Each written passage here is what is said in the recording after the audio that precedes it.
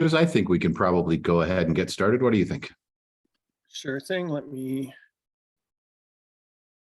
share my screen Oh, here. okay. So we're going to do this, and then we're going to go view slideshow. Ta-da. There we go.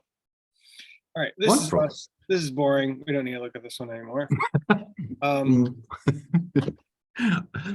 The quick welcome. 2023 digital marketing predictions. Some of these are a continuation of trends that you've seen in 2021 and 2022. Others might be things that say, hey, wait a minute, this might be the year for that. Remember when everybody used to say, this is the year for mobile? What year was it that it finally happened, that it became the year of mobile? I don't remember what it was, sometime in the 2010s, maybe a little bit before that. Not sure, but it finally became the year of mobile and the whole world had smartphones. I don't know that we're going to get to that level here and guess it's something like that, but we'll go ahead and get started. I think you know your hosts already. Curtis and I are together again. Curtis, myself, and Kyle's hiding in the background. He's going to tell us when things don't go right or when you have questions. So he'll be around as well. I'm going to play the straight man. Curtis is going to handle most of the content. As I mentioned already, he's our Chief Prognostication Officer. I'm here to keep him on the straight and narrow and make sure we finish on time, as well as ask him questions along the way that I feel you might be thinking. So I'll try to do that as best I can, while also giving him room to pontificate. All right, and this is a little more about us. We won't bore you with that. You're here, so I'm pretty sure you know who we are. So we'll skip ahead and let's talk about our agenda for today. We have some goals for today. We're going to talk about what we hope you get out of it. We've got the big R, some SEO, paid social, yada, yada, yada. It's all good stuff. So we'll go ahead and dive right into the goals. We want to help you understand what's going on in this marketplace.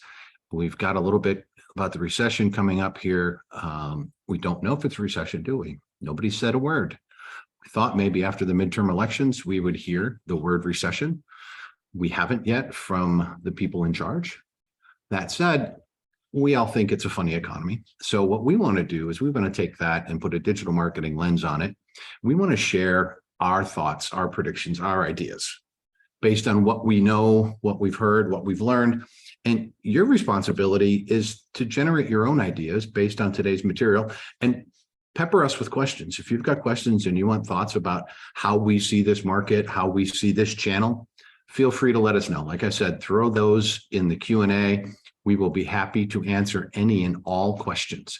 And if we can't get to them on the webinar today, we will absolutely follow up with some answers after the fact. All right. Okay. You see here, we've got the recession. I personally call it an opportunity. And the reason I see this as an opportunity, it's not necessarily a good thing. It's not necessarily a bad thing. It's a different thing. Yes, money's going to be tight. Yes, you're going to have to fight for dollars. If you're looking at budgets for next year and you're talking in your department or in your organization and there are dollars to be chased, well, guess what? You're fighting for those dollars internally, and then you're trying to figure out how to use those dollars externally if you've got agency budget. So it's going to be tricky, right? So you've got to make sure that your team is all on the same page with that and say, okay, find some safety in that, rally together, make sure you know what's working, what's not working, see what you can do to generate that, right? And then make sure you're on point. Make sure you understand where your brand is supposed to go. And make sure that you're willing to pivot. We're thinking here at BFO that if we're trying to sell the same things to the same people in the same way through a recession, we might not succeed at that. Competitors are going to change. Some are going to disappear. Some are going to reappear. It's those that put a plan together to think about the recession and how they're going to navigate the recession. Those are the folks that are going to survive. And they're also the folks that are going to thrive. So don't be afraid to pivot. This is the best time to say there's no bad idea. Go ahead and throw the idea out. The worst that happens is somebody tells you you're crazy. And as Curtis says all the time, he says, can I yes and that? That's an improv trick. And it's great. Somebody throws out what you think is a crazy idea. Stop yourself before hitting it with a 2x4. Think about, can I yes and? Because if you yes and a few times with your team, you can build on an idea. And ultimately, you might arrive at something where you say, hey, we've actually got something we can work with. And you don't have to pivot your entire organization. You might pivot part of your budget. You might pivot some of the channels you're working in. You might actually have to focus on where the greatest ROI is instead of creating brand awareness. Those are all reasonable pivots in a market like this. But think about that in your planning. Think about that when you execute these things, and don't be afraid to pivot on the fly either, because nobody knows what the market's going to do. We just have to adapt, and we have to find our way through it. Curtis, anything to add on this slide before we move on? I don't think so. Cool. All right. Now this planning thing, and Curtis, this is where Curtis is going to take over and grab the microphone. We're going to transition this into sort of the media side of it and your digital marketing component of it, because this is really what you're here for, right? You're not here to listen to Steve talk about what he thinks is going to happen during a recession. And for the record, I don't know a whole lot. I learn and I read a whole lot, and I listen to people that I trust in this space. I can't tell you what's going to happen. All I can tell you is what we're preparing for and what we see our customers preparing for, and what we're going to do to help our customers and how we're going to challenge the market and give you some ideas for how we see the market's going to evolve. Curtis, take us through the rest of this thing. Thank you, Steve. So starting off, you have to determine your media mix. What's your always on campaign? Do not, and this kind of jumps into the second one already, but don't stop bidding on your brand terms. You can control the message on your brand terms on paid media, so be there. You need to focus on what's driving revenue and ROI. Maybe don't look at aspirational targets anymore. Lean on your ICP or your ideal client profile. Know who's driving your dollars. Know who your ideal client is. Know who it's not. Don't go after the ones it's not. If you're tightening budgets, now's not the time to shoot for the stars. Like, focus on what's in front of you and keep your team safe and your budget safe. You cannot forget about your current customers. We were actually just talking about this one prior to this call. This could be the year for email marketing. I don't know how many things I've bought because I got an email from someone I've purchased from, or someone whose newsletter I was part of. It's there, it's easy, it's cheap. I mean, let's be real here. You don't need to pay for MailChimp or anything like that. You can literally just send it all yourself. You can manually type it out, send it yourself. It's there.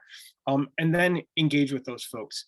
Keep them coming to the site. Let them know what the cross-sell opportunity is. It doesn't matter if you're B2B or B2C. Let them know you're bundling packages, or you've got some new service offerings that maybe they don't know, or offer to do some stuff for free. Hey, let us take a look at this. We'd like to give you our recommendations. The worst they say is no. Mentioned this before, but your brand defense, you have to defend your brand. Don't kill the budget. Figure out what's there. You may need to segment. You may need to say, like, be found online SEO, be found online paid media. You may have to do different tactics with that, but you still need to be present. As much as I love SEO can't control what the message is and what page we're driving users to. So we can stay present with that. You will be conquested. If you don't know what this means, it's your competitors going after your terms. If you're not there, they will be there. You can conquest others. Google does allow it. Whether you're morally or ethically opposed to it, that's another story. We can have that at some other point, or conversation at some other point. But you can bid on other people's terms. You can't put their name in your ad, but you can bid on their terms. And people will do that to you if they even slightly see you wavering. E-com is a big one for that. You know, you run on a budget and boom, someone else is there bidding on your term because you ran out of budget. And lastly, and probably the most important part here, is data. Look at all of your channels, review them monthly. What's working, what's not, what's helping. You have to look at your conversion paths and assisting conversion. So if you don't know what that means, how are they going from the initial interaction to the sale? Is brand helping? Is RLSA helping? Is YouTube helping? Is email helping? We oftentimes expect everything to be direct response and say, nope, that one's garbage because it doesn't have a clear-cut CPA. But look at those conversion paths and see, how is it influencing people? How are we getting there? Yeah, and then, it's a really good time to break down the walls between your channels, to look at assisted conversions in your conversion paths, where the touch is happening, where the first touch, middle, and last touches are, and you can adjust your budgets based on some of that. Yes. And lastly, compare revenue drivers to ROI. We all want to make money. We all want to drive revenue, but what's the most efficient revenue driver? That can be the difference between a layoff and, keeping everyone on board. So you can't be myopic and just say, this one's the best, this one's the best, because if the return on one is 5-1 and on the other it's 50 cents, you got to make the right decision. Sorry. So SEO predictions. Our friend Doc Brown's going to help us with this one. The big thing, the SERP is becoming more visually appealing and less text focused. We can't even say will. It's already it's already happening. And not where it's not being taken over by ads, the SEO is becoming carousels and all sorts of stuff. Yes. So search behavior is moving away from Google, and with more visual content coming up with social platforms like Instagram and TikTok, people aren't necessarily clicking onto an ad or onto a listing. They're right there, they're seeing it, and sometimes they just bounce right off the SERP. So you want to utilize images and videos on your site and optimize them. So I stole this directly from Google.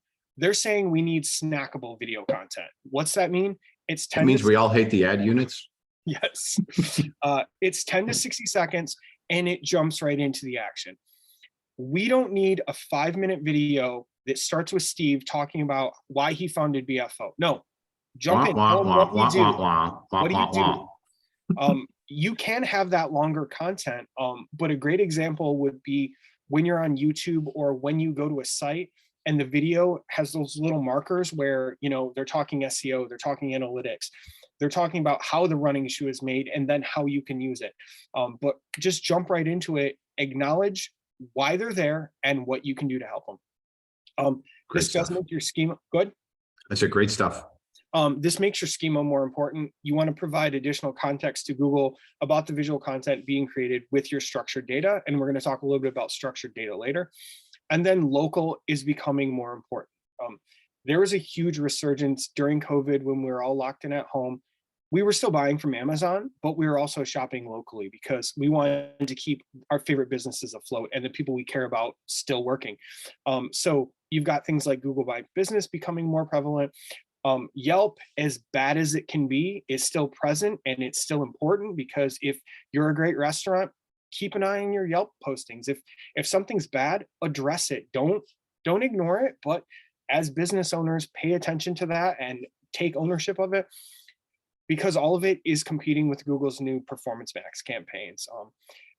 Always want to call that out, that SEO and paid media can live together and complement one another, but Performance Max really is taking some stabs at local because we're showing ads on maps now. So it's not just, coffee shop near me.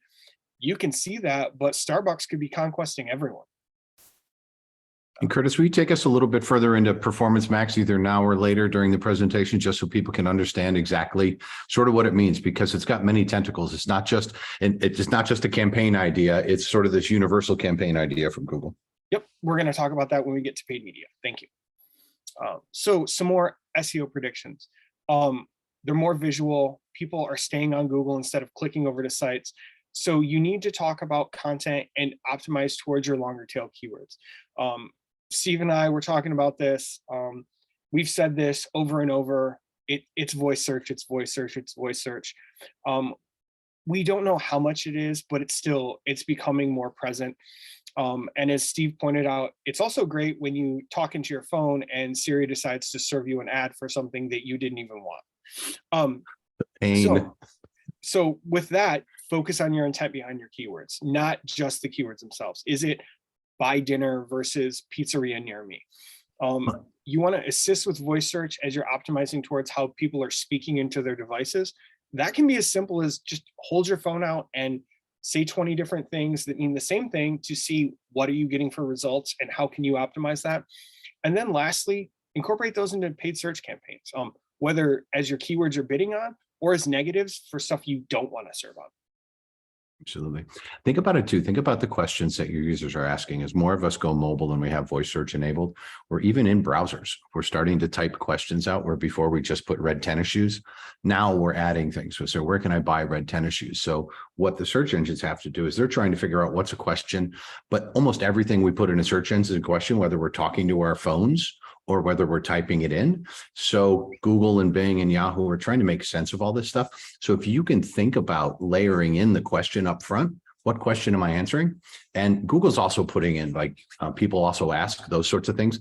If you start thinking in terms of the questions people are asking about your products or services and answering those with content, then Google's going to pick up on the question and then be able to show your answer. And studies have shown that despite Google showing people always also ask on the homepage in Google, they still generate a tremendous number of click-throughs, more so sometimes than even an organic result that's in the top 5. Thank you, Steve.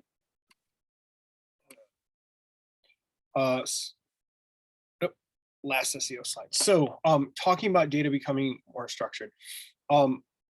Direct quote here from John Pappas, who's our director of SEO.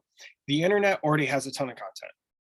You need authoritative content to stand out from the crowd. So use guides and pillar pieces. You want articles to feature a table of contents that provides an outline and easy navigation. So looking at this SEMrush blog here, this is probably the best example we've seen in a while. So it's about how long a blog post should be. It's got the table of contents here, which allows anyone to just jump in and go right to where they want to, which is going to reduce your bounce rate. Most of the time we read the synopsis and we're done. Like, can't find what you want, I'm gone. They've laid it out for us exactly what we're going to know or what we're going to learn from this, but also how we can easily get to it. And then the table of contents, it's persistent. As we scroll, it stays with us. So that way, if we've read enough and we're like, oh, I just want to know what's the ideal blog length, I can click to it and it jumps to it. This is great, not just for SEO, but also for your paid media landing pages. One of my favorite landing pages we've ever had for a client, a dev person on their team said, well, wouldn't it be easier if the call to action button just scrolled with us? So as we're learning, once they decide like, yes, I do want to learn more, I can click it right there and it takes them to it. I said, that's genius, because, you know, we might get to a certain point where we read something and we're like, no, it's not right for me, but strike when the iron's hot. The intent's there, put it right in front of them. Absolutely. And when we're thinking about SEO, don't discount looking at conversion on those pages. Curtis talked about call to action. Make sure you've got a call to action. Make sure the call to action doesn't chase everybody around everywhere. Make sure that the user experience is consistent as well, because a little bit of love from a conversion perspective will go a long way to a revenue perspective. So if you can just impact your conversion rates by a couple of percentage points, think about the number of transactions that are going to be grown as a result of that. So your content, your SEO, improve that. Then continue, as Curtis talked about earlier, let's talk about attribution. Let's talk about assisted clicks. Find out what's working.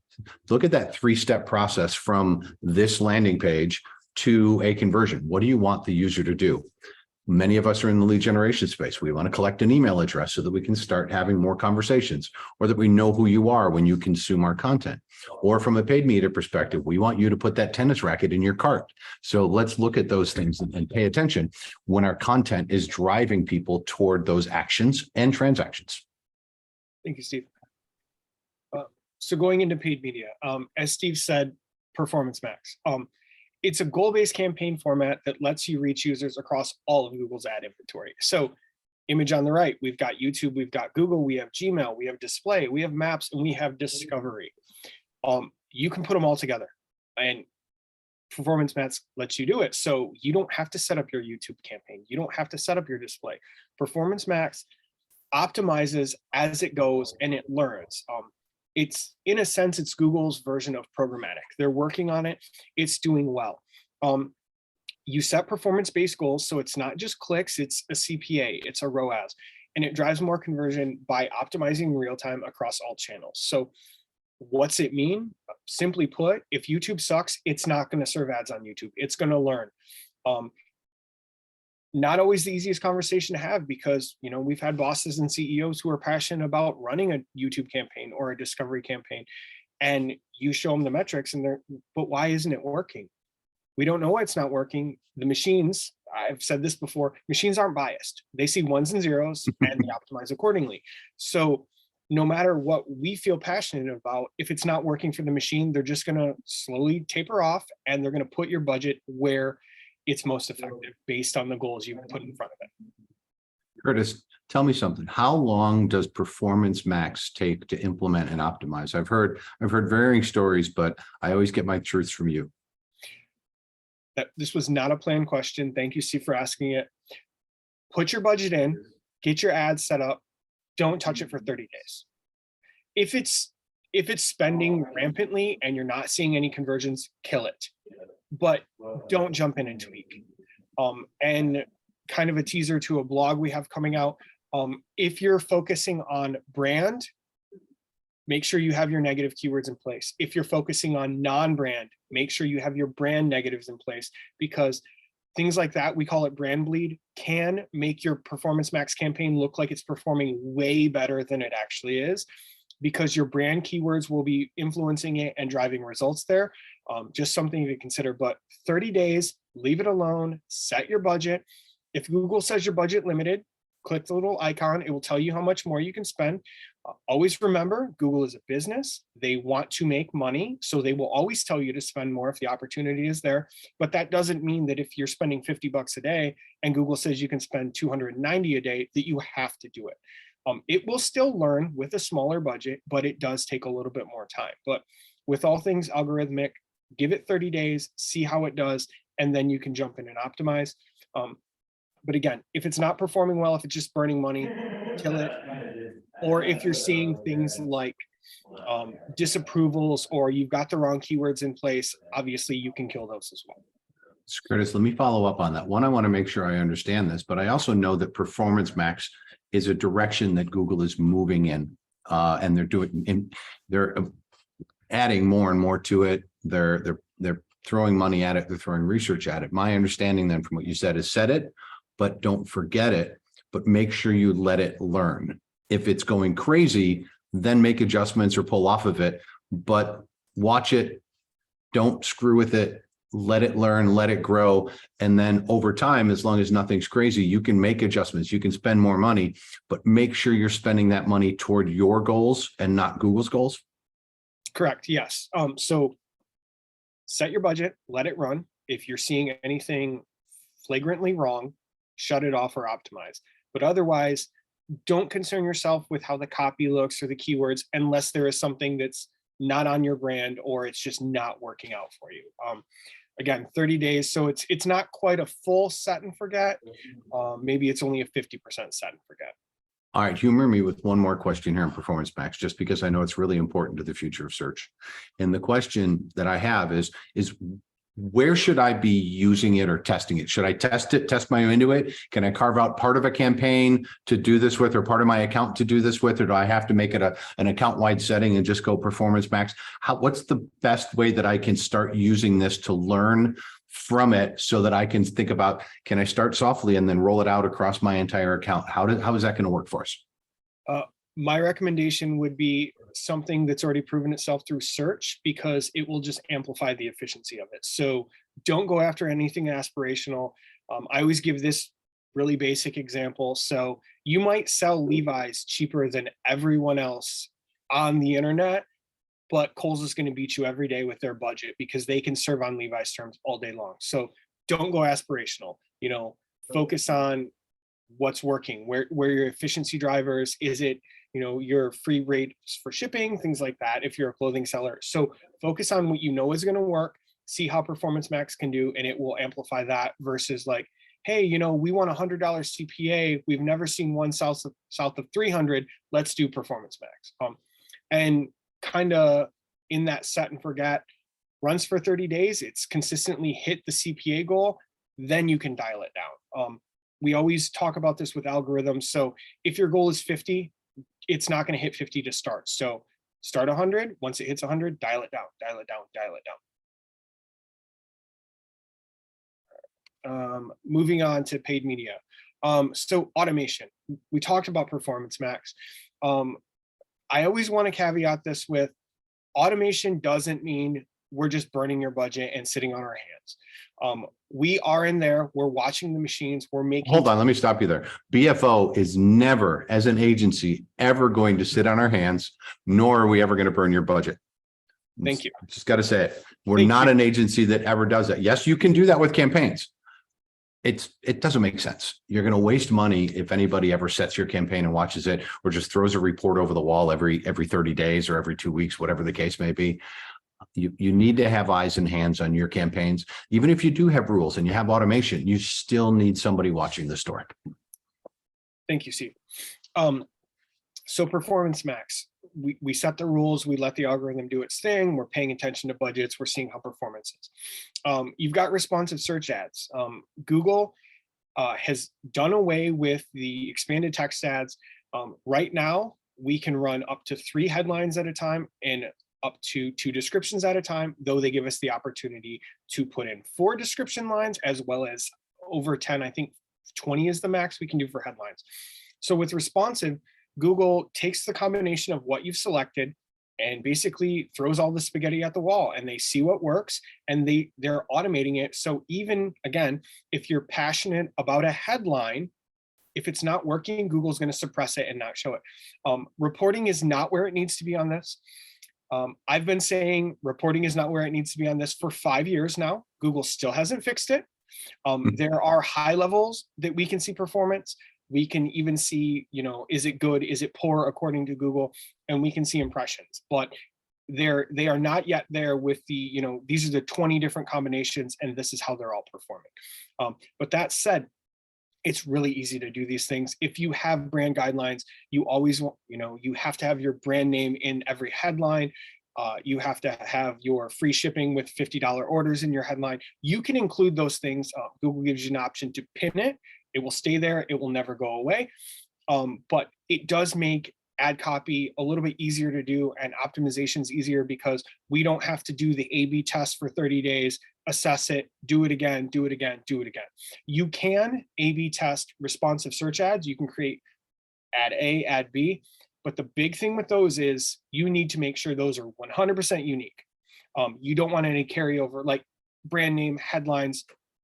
They can be similar, but if you're promoting learn more versus sign up for the webinar, put those in 2 different ads so you can easily call out what's the variables and how are they performing. Keyword match types.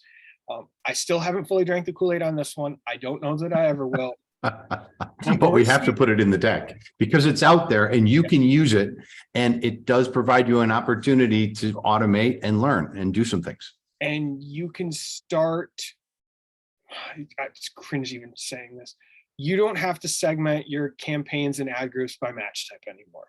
I said it. It's out in the world. It's out there forever.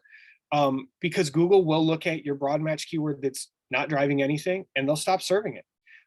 We all grew up with the segment, but it's not necessary anymore because Google is seeing the intent. Match types are becoming more and more gray. Lawn service will match landscaping service, but it won't match lawnmower. The engines are smarter than we are. So you don't have to segment those as much as possible. You still need to put your negatives in. We will never stop telling you that, but you can put phrase and exact in the same campaign, same ad group, and Google will learn from it and they will start moving things around.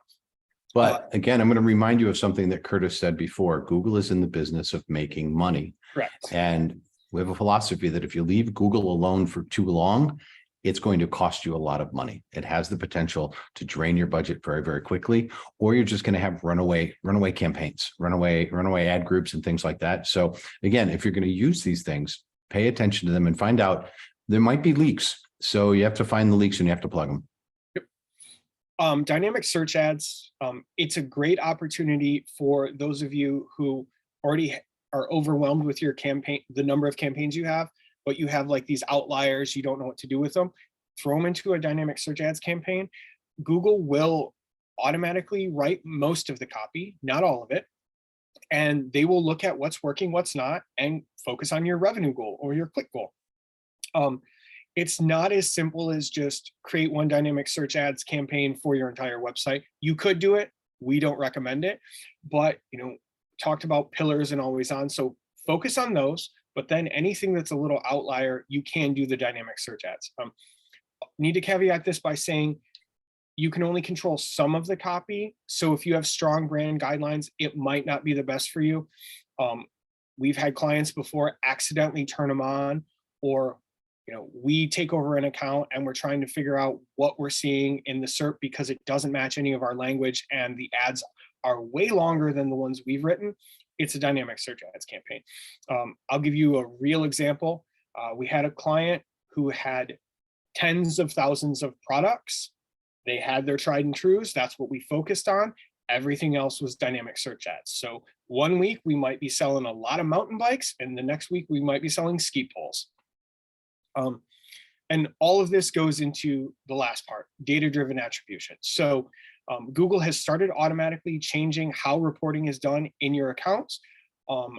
You can still weight it first click, last click, but data-driven attribution is looking at things like those conversion paths and the different sources. So instead of you having to go to your boss and saying, hey, this campaign did not drive any results, you can say, well, overall, we had X amount of conversions, but this campaign influenced 20% of those. Or, we can see things like people coming in off of a non-brand term, they remember the brand name, we've got good brand recognition, boom, they come back in through a brand campaign. It's never easy to explain to your boss, well, that campaign drove 0.2 conversions because we don't know what that means. But again, similar to responsive search ads, Google is working on the reporting and making it easier for us to all understand. I've got one add-on here and I've got one question for you, Curtis. My add-on is, if you haven't started thinking about it already, and you'll see it a little bit later as well, but GA4 is going to make some of this reporting a bit easier for you. You're going to better integration between your campaigns and your analytics. So if you're not using GA4 yet, start looking at those integrations between your campaigns and GA4. And the question I have, Curtis, is, and we're asking you to sort of predict the future here in some of this stuff. Now, as I look through these things, and listen, we do search for a living, so I know what all of these mean. But if you play the game and say, okay, 12 months from now, which one of these items or which two of these items are going to be the most important for the people on the webinar today to have paid attention to in 12 months? If we're going just paid search or paid media, I'm going to say Performance Max and responsive search ads. They're beating themselves up over responsive search ads reporting, and that tells me that they know something needs to be fixed, but also as they're working on reporting, they're likely going to uncover new ways that we can use these to drive better results. Overall, if you're thinking SEO as well, match types and data-driven attribution, just because, as we all know, SEO focuses and builds off of keywords. So that's going to influence some of it. I mentioned it for voice search and things like that. And then data-driven attribution. You got to have your data nerds. You have to have someone who's looking at the data.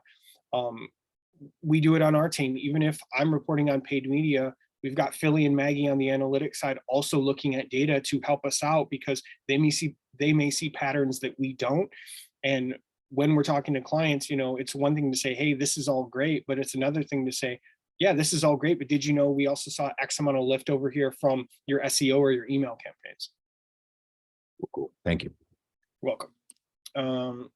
In addition, first party data.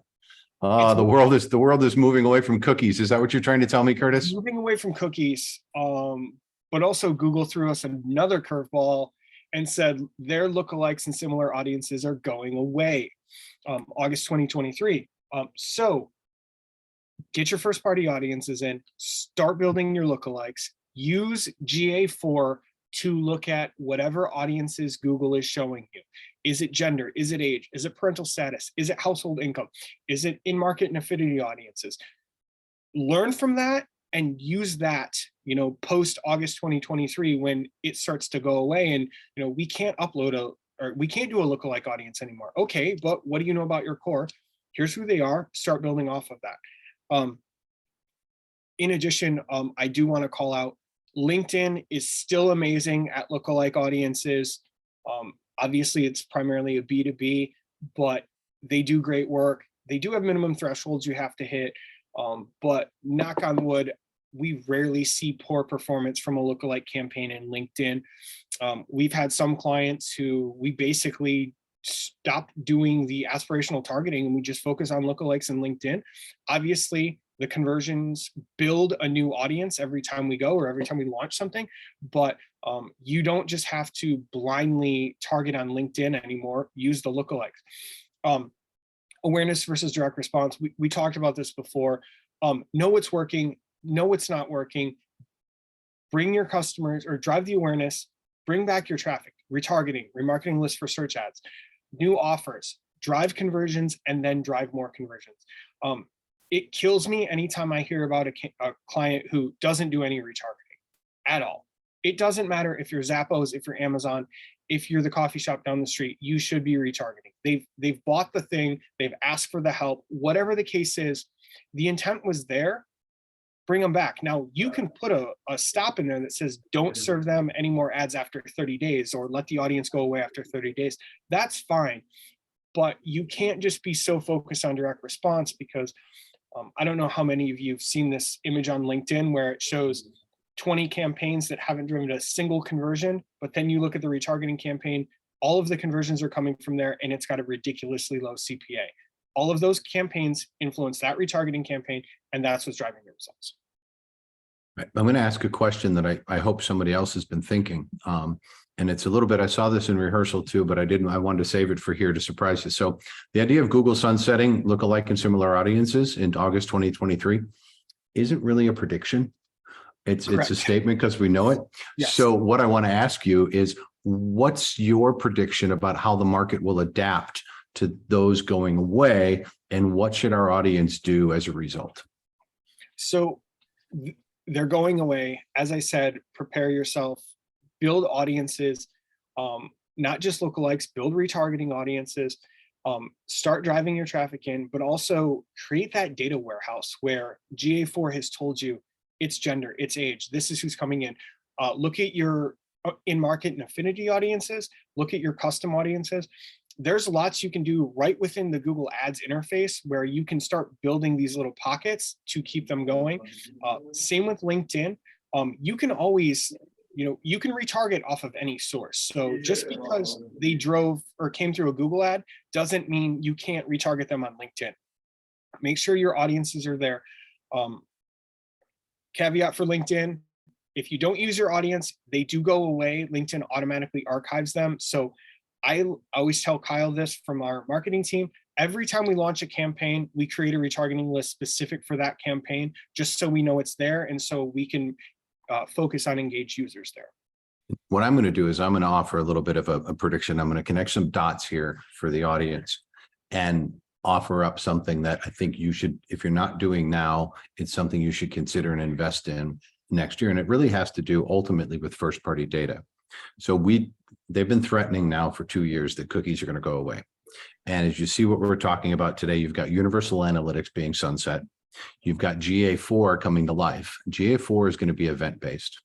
And then you also have these sunsets for lookalike and similar audiences. So you have to ask yourself a question: what do I do in the midst of all of these changes? And what does that look like? Fast forward to when we finally get to retiring cookies, which I don't believe that Google has a good answer for yet. And the industry really doesn't either. But Google, because it dominates the browser market, is going to lead that charge.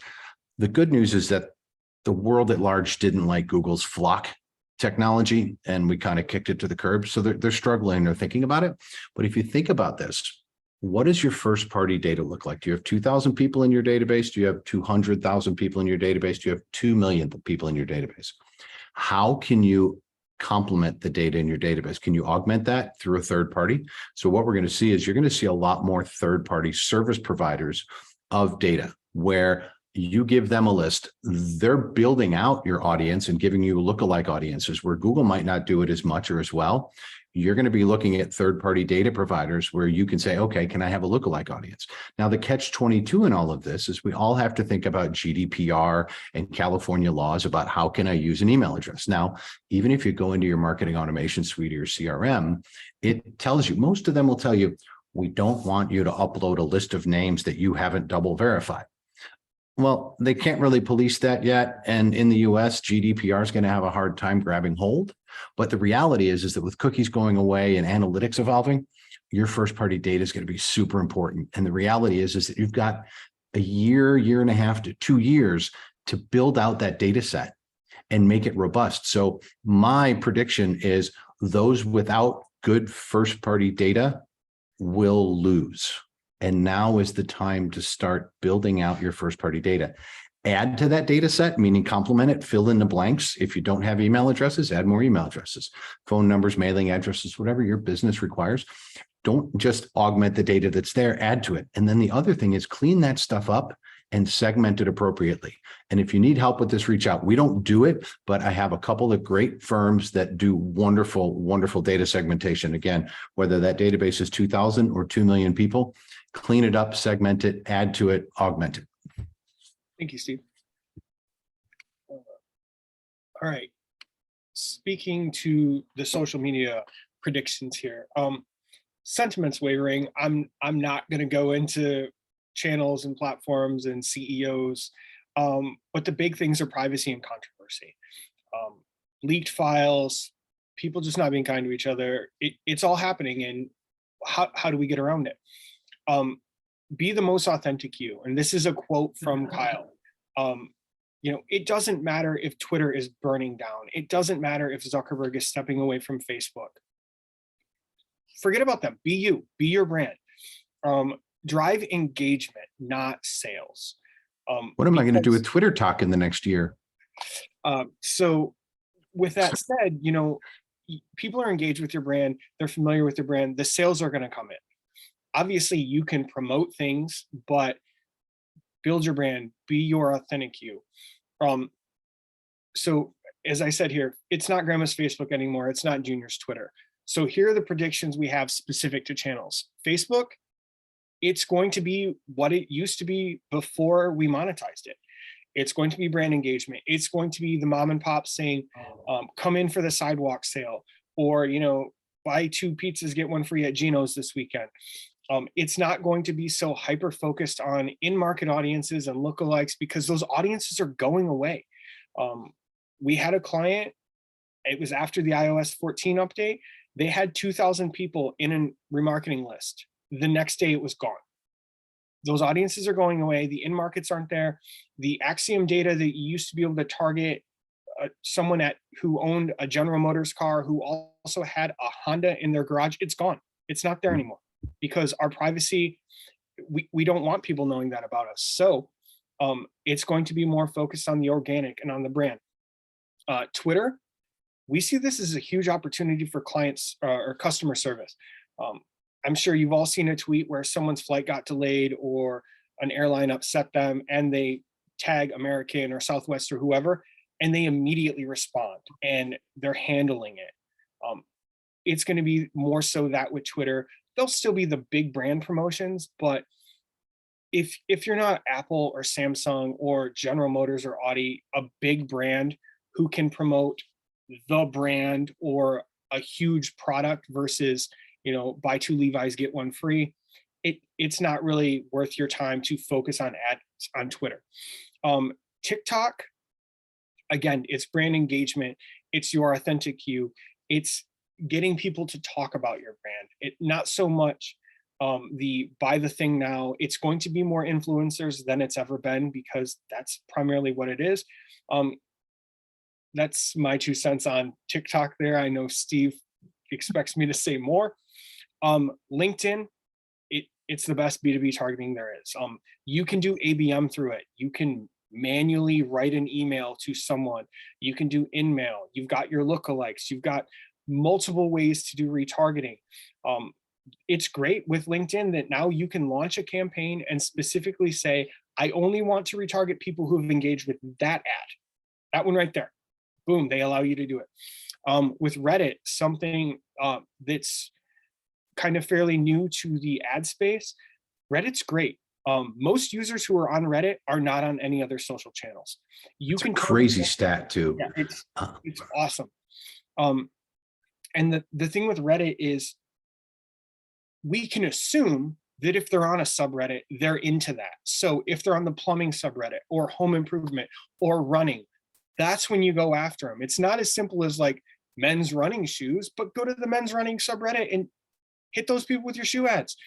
You can target contextual keywords. You can target based on the keywords they're using. You can target based on the subreddit. You can target based on the keywords in things they're engaging with.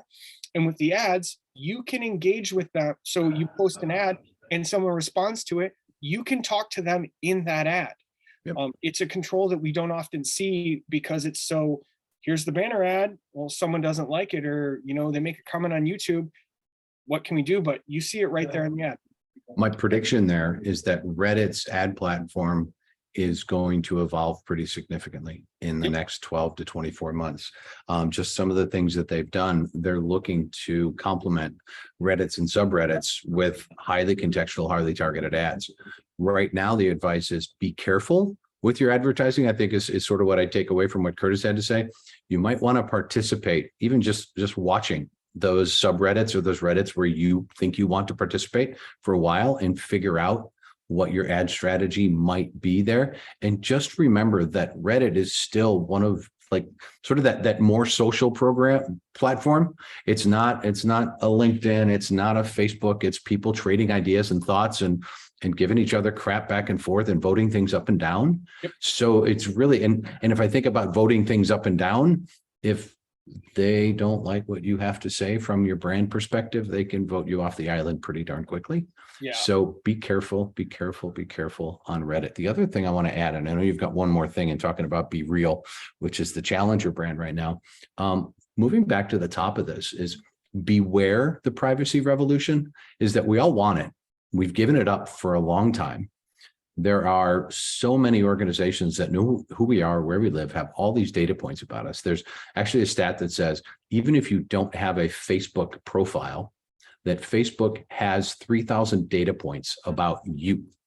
So while we're going to recapture our privacy, the prediction there is that there's some of those things that we're not going to like when the world recaptures our privacy, because I don't have any kids in diapers, but I guarantee you I'm going to see diaper ads in the next 2 years. Yep. Because the targeting is going to change. There's a settling out period in the marketplace because of all the changes that we're starting to see. We're recapturing privacy. We're getting rid of cookies. We're doing some of those things. So you're going to get a lot of ads, or you're going to serve a lot of ads to people who aren't necessarily your target audience. Yep. Two more things about Reddit real quick. One, they are doing a $100 free promo right now for anyone who wants to run ads. Want to throw that out. We saw that the other day. And then two, as Steve said, they can vote you off the island. If you have very thin skin for your brand, don't advertise on Reddit. Don't. They will tear you up. Be Real. If you haven't heard about it, this one is definitely hard for brands to advertise on. It's more focused on, say, influencers. So if you don't know about Be Real, it's real simple. They send me a ping. I open my phone. Within 2 minutes, I believe, I have to take a picture. Yep. It takes a picture from the front of my phone as well as the front-facing camera. The whole concept is be real, be active, be in that moment. Not the easiest to do for a brand because, I mean, if you're Audi and you're on a racetrack all day, yeah, that's easy to do because you're there. But, what's the Coca-Cola marketing director doing? Like, buying a burner phone, baby. I gotta pour that glass right now. I got to get the polar bear or the Santa so we can do it right now. Get the studio set up in advance, and I've got 2 minutes to have the polar bear sliding. But if you're working with an influencer who, no offense, is kind of sitting around all day waiting for that, they're ready to go. They're not doing ads right now. I believe everything is still investor and donation focused or based. So Yep. It's going to be interesting to see how brands are using them and also see how the engagement is going by users. Steve, we've got about 9 minutes, so I'm going to try and get through the rest of these. Yeah. Well, I just want to say, when you think about the list of social platforms, LinkedIn or Facebook, you're still going to struggle with because of tracking issues in iOS. Yes, there are some things there. Server-side tracking or tagging can help out a lot to get you some of that data back, but expect sort of social advertising to be one of those places where we stumble a little bit along the way. TikTok's ad platform still stinks. You noticed we didn't have Snap on that list.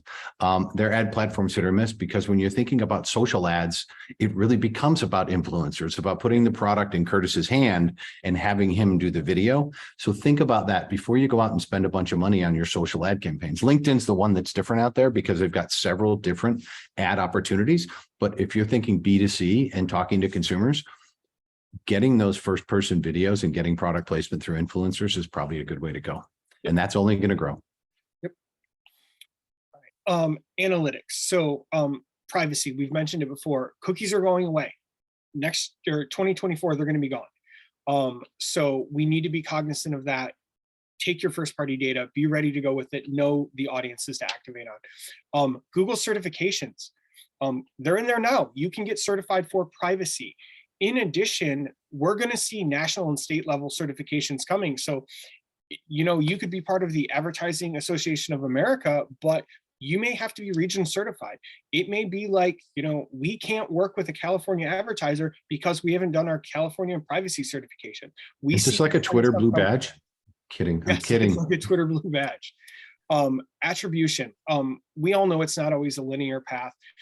We are seeing more holistic data coming from Google or GA4, which launches, the jumping off point is July 1st. There are bigger walls in the garden. That's a great prediction. You're absolutely right. There will be bigger walls in the garden. So tell our folks how they should approach having bigger walls in the garden. You need a dedicated resource. You can't just expect your media manager to know everything about GA4, just like they can't possibly set up all the micro conversions that you want to look at. We're going to see, and we're starting to see it, you go to Indeed or anything like that, you're seeing more and more people hiring privacy managers or analytics managers. They've never had them before, but they don't understand their data, but they need someone who can understand the data and can help them execute upon it. Yep. Micro conversions, we've talked about these almost every webinar we've done. It's not just going to the site, it's watching the video, it's signing up for the email. These things matter. They take your awareness, they get you through that long sales cycle. We have a client who we asked them why they can't ever tell us an average close rate or lead time. They told us on average for them, it takes 2 years for a client to close. So anything I launch now isn't going to see any benefit for 2 years for them. I'm going to say that GA4, when you're thinking about this, and this isn't necessarily a GA4 slide, but the prediction is GA4 is going to mess with your heads. It's one of those things where Google's forcing the transition, but the people who aren't in early are going to suffer. You want to jump your competition, my prediction is get to GA4 early, start understanding it, start mapping the data side by side with UA and understand what you're working with. Because if you wait until late this year to migrate to GA4, you're going to be staring up a mountain of a new reporting architecture, trying to figure it out.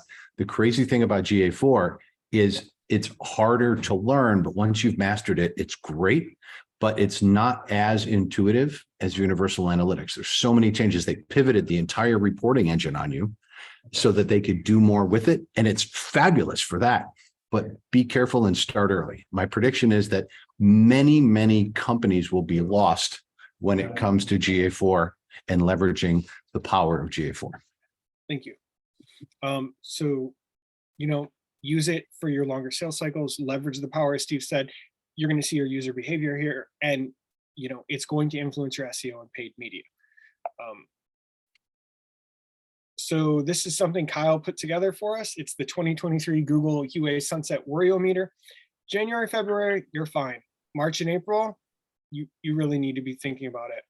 After that, you got to do it. And the longer it takes you, the more negative cost or negative impact you could see, especially with your revenue and ROI. And you don't know how to do it, contact us. Happy to do the implementation is going to take about 90 days. Yeah, you can plug in a code tomorrow and run GA4, but to migrate the things that you need and understand the tagging and doing those things, give yourself 60 to 90 days. And then once you have it implemented, you need some time to understand what you're working with. Thank you. Right now we talked about, I think we're done. Kyle's coming back. Cool. I'm back. Well, here for the first time. You guys saw me earlier, and I'm sure everyone is wondering why Steve and I are sitting in the same place, but reversed. You're gonna have to email Steve to find out. But just wanted to jump in here and say, currently right now we're talking about predictions for 2023, but one of the biggest things you can do is plan, and the best way to start planning is to check into your business's website health, whether that be SEO, the paid side, or analytics. So to help everyone out on this call, until the end of the year, we're running our audits. They're all $34.95, which is a 50% or more saving on these audits. And if you move forward with one of these audits and you sign a 6 months engagement with us or longer, that audit will become free. So, as you guys are planning for next year, consider your website health, consider your analytics health, and consider your paid media health to help set you up for next year. And if you want to chat with the team, please email Steve. Steve's email is very easy. It's steve@befoundonline.com. I see what you did there. I'm now the team that they can chat with. That's pretty cool. And hey, if anybody wants to talk planning or strategy for next year, setting goals and trying to figure this thing out, I'm in love with those conversations right now. In fact, I'm reaching out to a bunch of contacts on LinkedIn because I want to collect some data and I'd love to publish an article about it. So if anybody has interest in that, feel free to reach out as well. Cool. And then we have a couple questions here as we round out. I think we're gonna finish up just in time here. So the first question we have is, how do you define a content pillar? So a bit of a clarifying question. Pillar pages. The idea is do your homework, do your keyword research, understand what your target is about, what your audience is about, and how you want to build out your SEO. I think we used to call them hub and spoke pages, but now we call them pillar pages. It's where you want the traffic to show up and you're dedicating to it. So you want I'll call them money keywords for your pillar pages. You don't want to go crazy with pillar pages because you need content to live below them, but you want to set up your pillar pages so that you're attracting the right eyeballs to the right keywords on those pages. And then what you can do is leverage those pillar pages for any links coming in so that you don't have to worry too much about getting links to the content below there. Increase the value of the pillar pages, increase the value of your site. The waterfall of traffic down to those pillar pages pays the rent. That's great clarification. Thank you, Steve. Another question we have here is, who is a third party that will take unverified lists and do lookalike lists? I mean, LinkedIn's one. Right now, Google is one as well. You can also work with companies like LiveRamp, Dun & Bradstreet.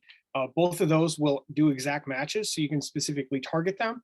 But I mean, LinkedIn is as simple as upload the email list, or one that works if your email list isn't big enough. Take the domain from the email, strip out Google, Yahoo, anything that's free, and then you can upload the domain list so you can target the company as a whole, create a lookalike off that. One thing we always say, like, let lookalikes run on their own, but if it matches to 2 million, layer it in with your job titles, your descriptions, things like that. So that way you're dialed in, and not just, if you're targeting a decision maker at a company, you don't necessarily want to target someone who just started yesterday. Great. Last question. Thank you all for sticking around. I feel like this one's an important one. So I think this is the benefit of sticking around to the end. We talked about recession and thoughts of recession. Curtis, what should someone do if their marketing budget is being reduced for next year? Determine what it takes daily to stay active on your brand terms so you don't go dark. That's step one. So with that, what's your always on? What are your revenue drivers? It could be a campaign, it could be single keywords. Figure out your retargeting audiences and keep those people engaged, because they're the ones who are going to come back and drive sales. And then use those lookalike audiences. If you're struggling still with budgets, you don't know what to do, you don't know how to manage it, test a Performance Max campaign while you're doing it. Awesome. That's great advice ahead of next year. And I think that's it. So we've reached the end of the webinar. Thank you all for sticking around. Hopefully you learned a thing or two. Hopefully all of our predictions come true for better. And yeah, if you have any questions or you want to reach out about the audit offer, please, email steve@befoundonline. You could reach us on social media. You can email me at kyle@befoundonline. But thank you so much for your time. We really appreciate it, and enjoy the rest. Thanks for spending lunch with us, everybody, or dinner, depending where you live. Take care. Take care.